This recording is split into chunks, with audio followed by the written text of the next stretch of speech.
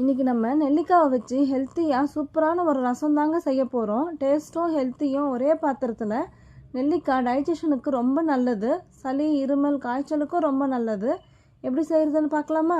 ஒரு குக்கரில் ஒரு கைப்பிடி துவரம்பருப்பு வாஷ் பண்ணி சேர்த்துக்கோங்க. 2 நெல்லிக்காய், 1/4 ஸ்பூன் மஞ்சள் தூள், பெருங்காயம், 1 கிளாஸ் தண்ணி ஊற்றி 3 விசில் வச்சு எடுத்துக்கலாம்.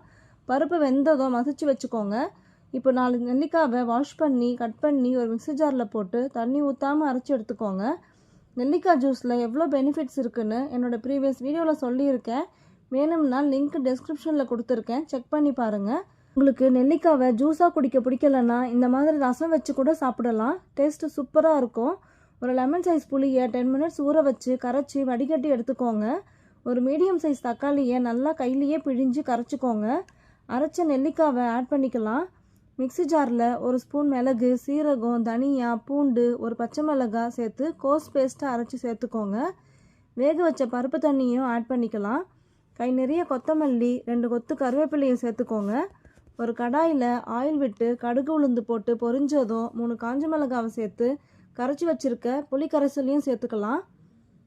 ரொம்ப கொதிக்கக்கூடாது. ஒரு கொதி வந்ததும் கேஸ் ஆஃப் பண்ணி சர்வ் பண்ணிடலாங்க.